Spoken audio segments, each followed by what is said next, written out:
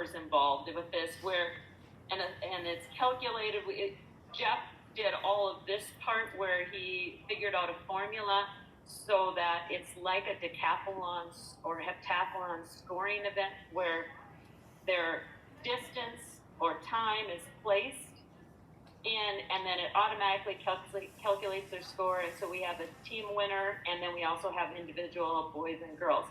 But this was something that I was able to look through and say, all right, which my kids are probably, where do they need to go, and where am I going to find my hurdlers? By the way, if you guys have any questions, because I can't see you, just yell out.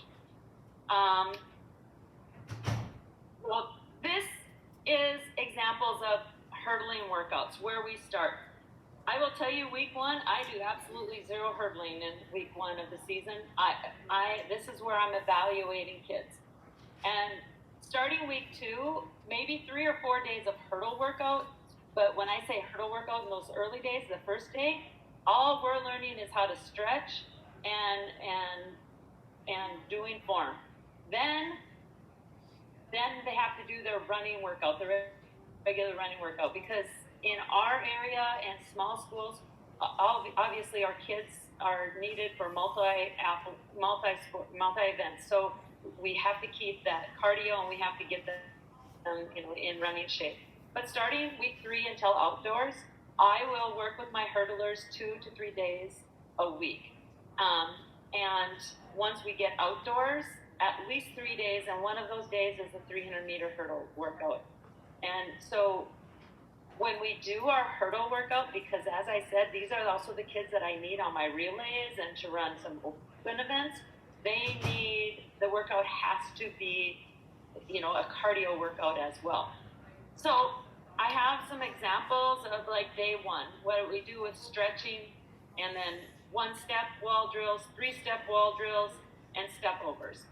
So, and I have videos of some of these things, but the one thing about this that I'm going to tell you is the step over drill. I have found that you have to have the right size hurdles to do with your kids.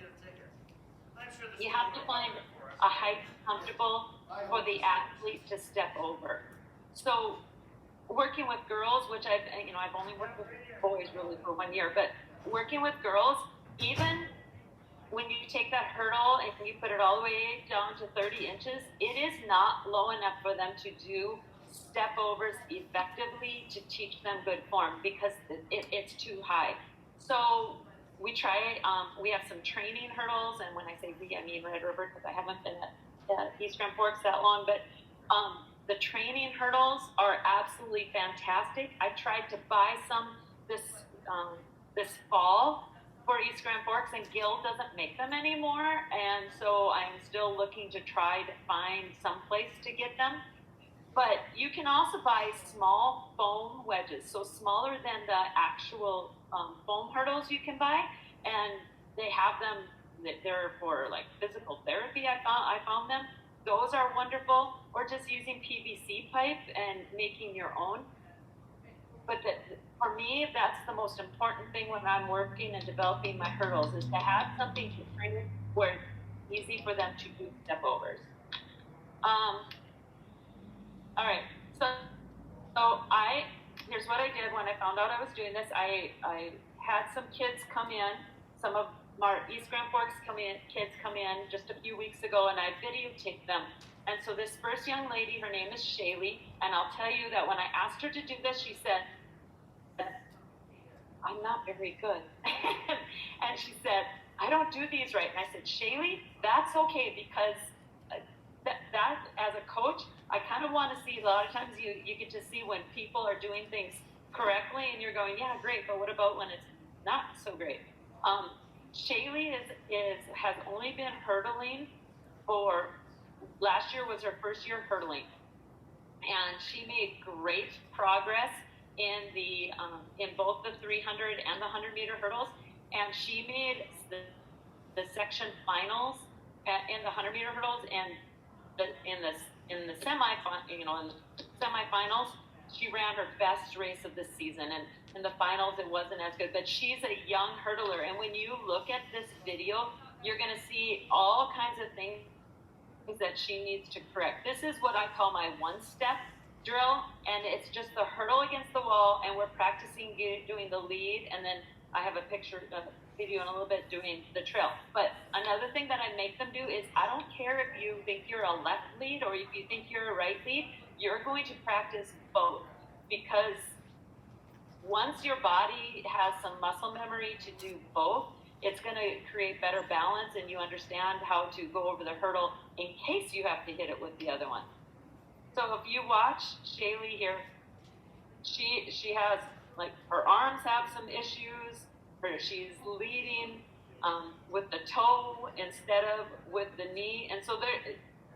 I'm not gonna lie, that video makes me kind of excited for what we can probably expect from her in the future. She's got 2 more years to hurdle with us, and she's got a lot of technique things that we can fix.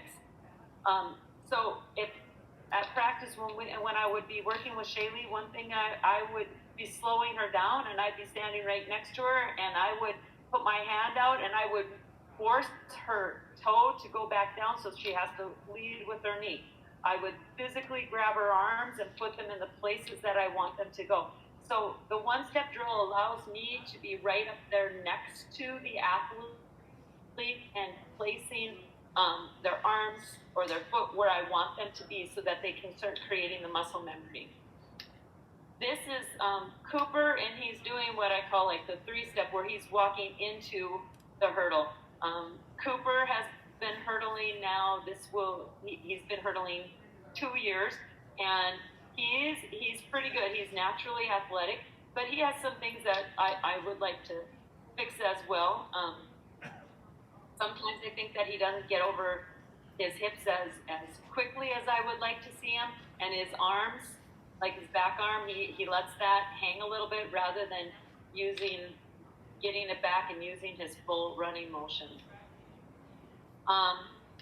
This is Shaylee again, and this is the trail leg drill that we'll do against the wall. And if you look, her trail leg is a huge lever right now. We would like that to be a small heel to the butt and get that knee through the armpit. And if you look, when she brings her foot around, I would like that foot to come around and slap the wall. So what I can foresee that I'm going to be doing with her is, I'm going to be standing right over straddling that hurdle, and I'm going to force her to bring that knee up through her armpit. I'll put tape on the bleachers, and I'll make her slap her foot against that tape each and every time. And these are drills that we do every day. Here is Dawson. Dawson graduated from East Grand Forks last year, so I worked with Dawson for 1 year, and he is a master technician. He's only been hurdling, though, for 3 years total because of COVID. He missed his whole entire sophomore season. And Dawson, like I said, he is a master technician, and he works very, very, very hard at perfecting his technique, because he's a 2-miler.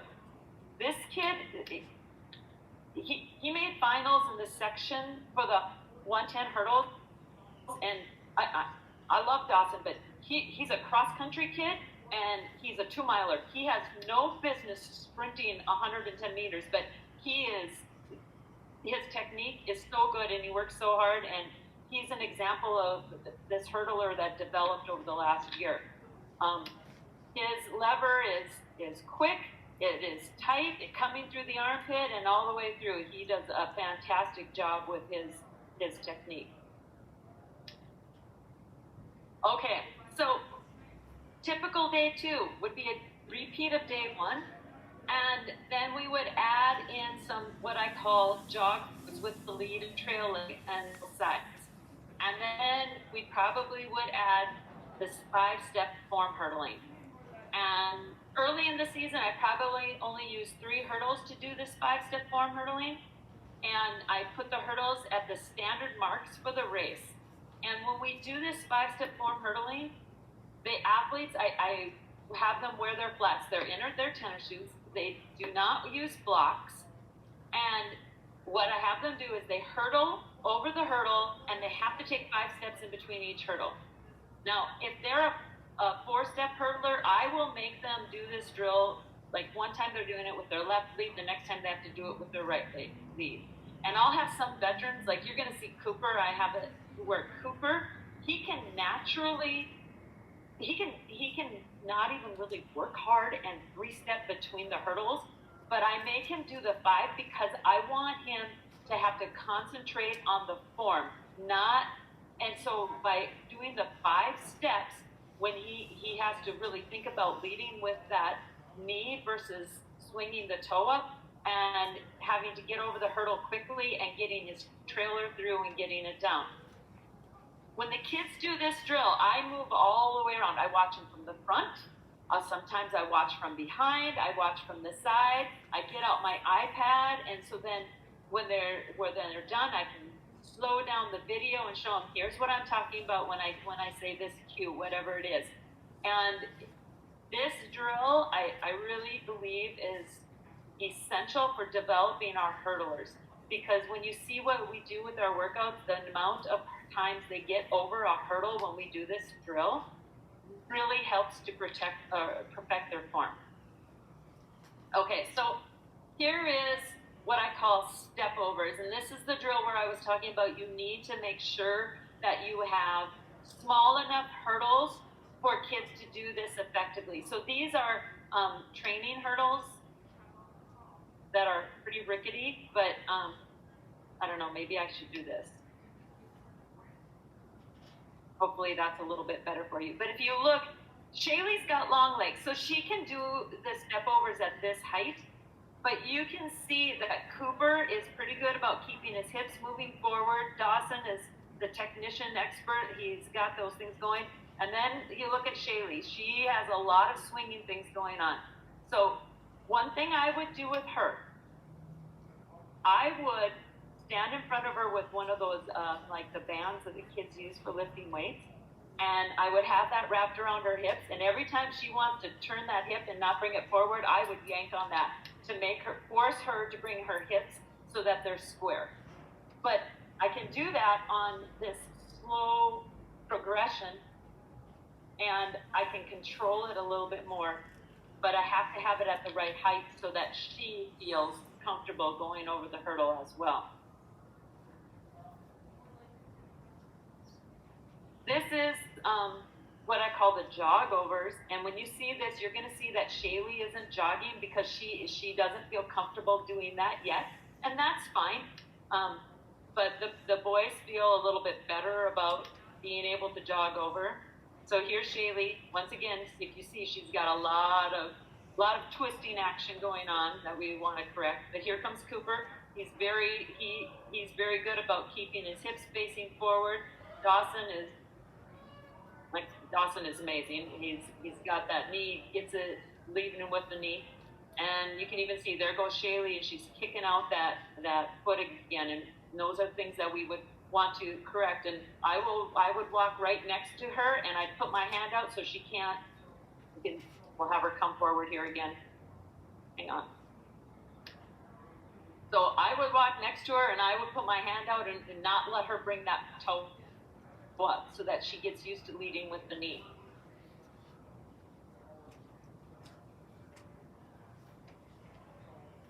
Here's, I believe they're going to do their trail leg with this drill. So here's Shaylee.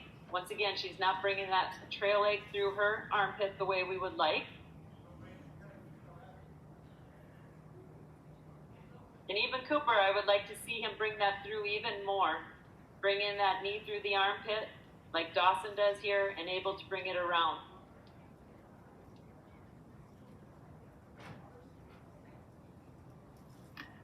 Okay, 5-step hurdle drill.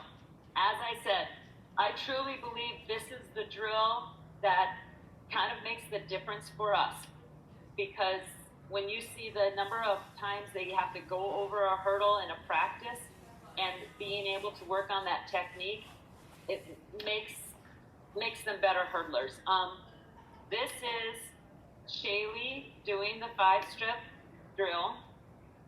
So there she comes through, 1, 2, 3, 4, 5. And so with the 5-step, you can tell she has to work on getting down and then quickly moving through. Okay, I gotta get ready. And even there, her lead is much better than when she's doing the wall drill because she has to lead with the knee. She doesn't have time to swing the toe up.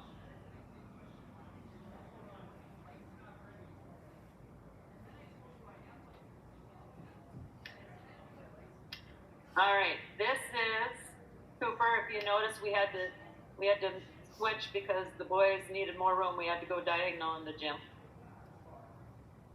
As I said, Cooper, he's a very gifted athlete, and he could 3-step and look like he's jogging. But I want him to be working on bringing that trailer through because he floats a little bit, and the 5-step drill forces him to do that.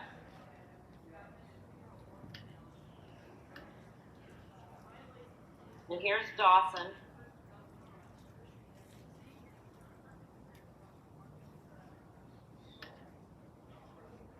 And like I said, Dawson he's just really mastered a lot of the technique that we want him to do. Okay. So here we go, day 3. Whoops. So starting day 3, and so at this point in time, they know what I expect for stretching, for those form drills. So I would say to them, okay, you're doing day 1, day 2, well, variations of day 1 and day 2. So I might tell them, okay, you have 10 wall drills each leg. That means I want them to do 10 leads with their left, 10 with their right. They have 5 walkovers through over 4 hurdles. So we'll set up 4. They have to do 5 times through doing their lead and their trail. Then they have 5 jogovers over 4 hurdles, and then 5 5-step forms over 4 hurdles.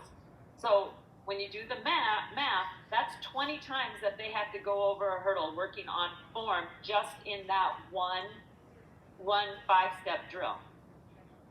And then on day 3, we work coming out of the blocks to the first hurdle. And I know you all know about which leg first and all those good things, and that we'd like to ideally have 8 steps to the first hurdle and which leg goes into the blocks first. And you have to play with the kids a little bit. I will tell you that Dawson, I switched his starting blocks last year because he was taking 9 to the first hurdle. And I have a video, and it will show you that he was by far the last guy to the first hurdle in the first race of the year last year. And so I made him switch his blocks and got him to be 8 steps to the first hurdle. And on this day, when we work racing to the first hurdle, that's it. That's after we do our warm-up. They are in the blocks racing to the first hurdle. They do that, walk back. And I try to get as many kids going at once. At Red River High School, we were very lucky that we had a running surface in our basement, and I could set up 2 kids going one direction and 2 kids going another in this basement circular thing we have. So I could have 4 kids kind of going, like 2 where I'd watch, and then, all right, you 2 should be ready to go. In the meantime, 2 more are getting back into the blocks over here. So you do what you can to try to get them through as quickly as you can, but that's what we need to do. Just keep going over and over and over and over that first hurdle so they feel comfortable with that enough that we can start racing or start doing some of our other workouts. So let's say day 4. Okay, we've learned how to come out of the first hurdle, out of the blocks to the first hurdle. So once again, stretching and the walkovers and jogovers. And then I'll set a number of 5 steps. For example, I'll say, okay, today we're going 8 5-steps over 4 hurdles. That means that they are doing 32 times over a hurdle before we actually start the hurdle workout. When we do the hurdle workout, if possible, I want them in their spikes. like I said, at Red River, we were very lucky that we were able to do that. In East Grand Forks, we don't have that luxury within our building. Well, I guess we have a running surface that's up above, but it makes me nervous because there's only a railing and I don't want anybody getting hurt. But this would be a typical thing that I would say, okay, today here's what you're going to do. You're going to go 4 over 1, 4 over 2, 3 over 3, 2 over 4. So here's what my kids know. That means there's going to be 4 times where they're going to get on the blocks and somebody will be behind them and saying, on run your marks, set, start them. And they race out 4 times over 1 hurdle. And I always try to have them paired up. So they are actually racing against somebody. So 2 of them are going at a time. They get over that 1 hurdle. Okay, the next 2 kids are in the blocks while those guys are going, and they walk back, and we go again. They don't have rest other than when it's their turn, if they have to wait a turn. Then they have 4 times over 2 hurdles, and then I add in the 3rd hurdle, 3 times over 3, and then I add in the 4th hurdle, 2 times over 4. Okay, so I will tell you that when we do this, and especially when we're racing or when we're practicing, and I think I have a slide about this, but I have the first hurdle at regulation distance and regulation height. Starting with hurdle 2, I will lower it. So for my ladies, I lower that hurdle to 30 inches for the 2nd, 3rd, 4th hurdles, and I shorten it. So the 2nd hurdle, I shorten half of one of my feet, so I don't know, 4 to 5, 6 inches. Hurdle 3 then is, of course, lowered, and then that's probably shortened 1 of my feet. And I tell the kids I do this, I'm upfront and I'm honest with them, but the reason I do it is because it is not the adrenaline of a race, and they are going repeatedly time and time and time again. And we are working on trying to get them to build the confidence to get to that hurdle. So, they accept it, and it helps them to build that confidence that they can move from maybe a 5-stepper to a 4-stepper for some of my girls, or from a 4-stepper to a 3-stepper. Okay, so later in the season, as we're moving and we're progressing and we want to build strength, this might be a typical hurdle workout where they do the stretch, the step overs, jog overs, whatever I deem, I tell them. And then this day they're going to do 3 5-steps over 5 hurdles.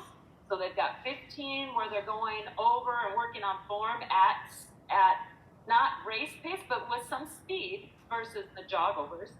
And then they're going to go 2 over 1, 2 over 3, 2 over 5, 1 over 6, 1 over 7, 1 over 8. That means they have, in this workout, they've raced over 38 hurdles in the course of the workout. And this helps to build the strength that gives them to race the entire race, over 10 during the season, and building their strength. Okay, so this is where I already mentioned that I shorten the distance and using 2 hurdlers at a time and putting the hurdle at a lower height. Let's see. Okay, 3 steps or 4 steps. I've had a lot of young ladies who are 4-steppers who have moved to 3 steps, but I've also had some girls who are 4-steppers who've had a lot of success as well. Especially a 4-stepper who has to run into a headwind, that girl has a little bit more strength versus a girl who has to really stretch to make 3. But I believe that 5-step drill teaches them to increase their speed, and it also helps with that rhythm to move them from the 4-step to a 3-step. Practicing at that shortened distance, in the very first time you do that with a 4-stepper and she can 3-step, the confidence that she gets, because sometimes you can tell that athlete could 3-step, she or he just doesn't have the confidence to do that. And I'm going to show you an image or a video of Dawson, who was just one of those kids. But when I'm working with my hurdlers, especially early in the season, I give them a green light and I tell them when it gets to race day, you know what? I want you to race. I want you to get after it. I want you to race through those hurdles. And I really don't care if you're 3-stepping or 4-stepping as long as you're attacking the hurdle. And I give them the green light to do a combination. I've had a lot of kids who will race and they'll 3-step, say the first 2, 3 hurdles, and then they 4-step, and then they 4-step again, and then they'll get back to a 3-step. My kids knowing that what I expect of them is to race through the hurdle, and that it's okay if they have to throw in a 4 once in a while in that short race. It just gives them the confidence to build on that and eventually moving to be able to 3-step an entire race. Okay, so this video is Dawson, our technician. Now remember, this young man is, he's a 2-miler. He is, as I said, he's, but he's a technician, he works. And this was early in the season last spring, and I asked him to send me this video because I was actually up, and I don't know if you guys can tell, we have this wonderful running, walking track above our gym, and I was up there and I'm watching Dawson, and in East Grand Forks, like I said, we kind of work boys and girls together, and Lisa Hansen, who is absolutely amazing, and she works with hurdlers, and she was down working with Dawson, but I'm up above and I'm watching. And I remember this day, this is right before our first indoor meet, and I'm watching him and I'm thinking, oh, Dawson, you could 3-step. Dawson is one of our cross-country kids, and I said to him later, and I said, Dawson, you could 3-step. He goes, no, I can't make it there. And I thought, yeah, you can. And he didn't have the confidence in himself to do that, and so we had to develop that and also develop the strength where he felt comfortable and could learn to just go ahead and sprint and stride out and go over in 3 steps. But if you look, I mean, he is a master technician. He looks really good going both ways, both to his left and right lead. This video is our first outdoor meet of the season. Okay, let me pause. Okay, so by the way, I think it was May. We did not get outdoors until May last year. And Dawson is going to be here in the middle. And he is like the last guy out of the blocks. This is when he's still taking too many steps to the first hurdle. And I don't know, there he is. But here he comes. And he's 4-stepping this entire race. And he crushes that one a little bit. But he works so hard, and like I said, he's very good technique-wise, but he needed to be able to 3-step. So we worked on a lot of things. We worked on that 5-step and then giving him the confidence, and I probably, with him, I moved that second hurdle up maybe one of my whole feet so that he had enough confidence to try to 3-step, and pretty soon he started 3-stepping, and he had a few races where he would 3-step, throw in a couple 4, and 3-step, and throw in a couple 4. Okay, now, this young man, I'm so proud of him because he made the section finals in the 110 hurdles, and this is a video of the section finals. Full disclosure, his mother takes the video, so keep that in mind. And remember, he's a 2-miler. So here's Dawson. He's in lane 1, and you're going to see he gets out. And remember, section final. So he did a pretty good job. And here he is. He's 3-stepping, and then Mom gets really excited. She missed the rest of the race, but I will tell you, he 3-stepped the entire race. That's in the section finals, and I think that was the first time he did that all season, and ran his fastest race of the season. He ended up dropping a 1.5 seconds over the course of the season, which is, I think, pretty phenomenal when you think about what a kid can do.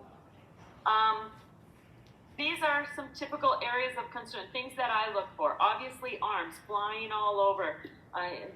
Girls, I haven't worked with a lot of boys, but I will tell you, girls think that they have to have helicopter arms when they're hurdling, and teaching them to keep those arms in. The other thing that I see a lot of girls doing, especially in the 300 hurdles, is as they approach that hurdle, they start to stand up tall and throw their shoulders back and start losing hip speed through the hurdle.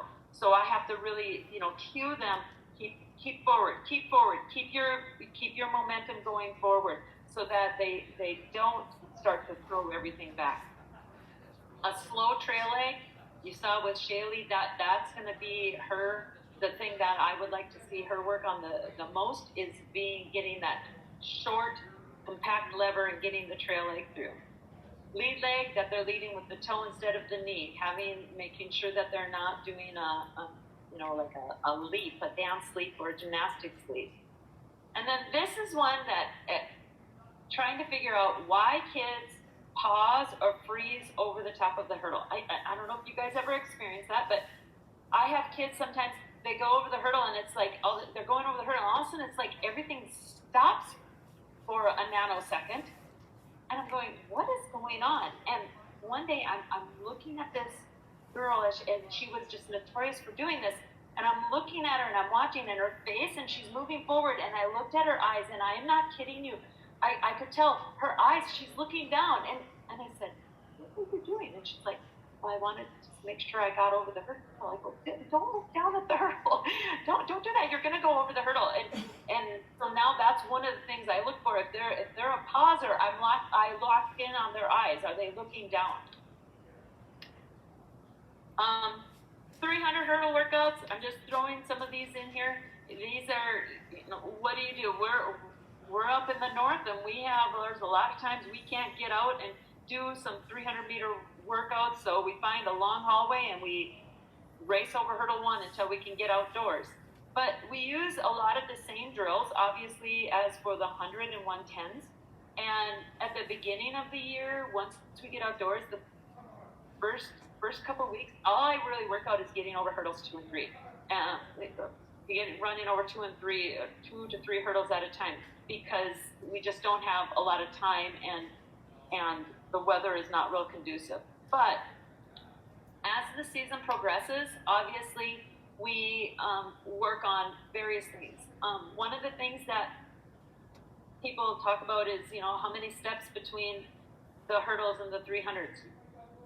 I'm not I don't stress that to kids, counting. I have had some kids who have to count. Mackenzie, one of my 300 hurdlers, I have a video of her, I'll show you. She was a counter, and she was a counter to that first hurdle. She's like, I have to make it an 8. And I'm like, what are you talking about? And she goes, well, 8 lefts. And I'm like, oh, okay.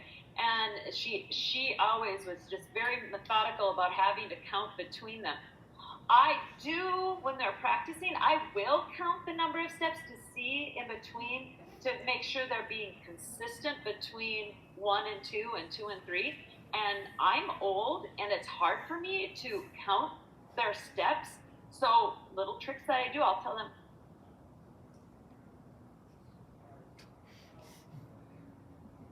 that's the secret right there. Yeah. Sharing it. I'll text her that she froze.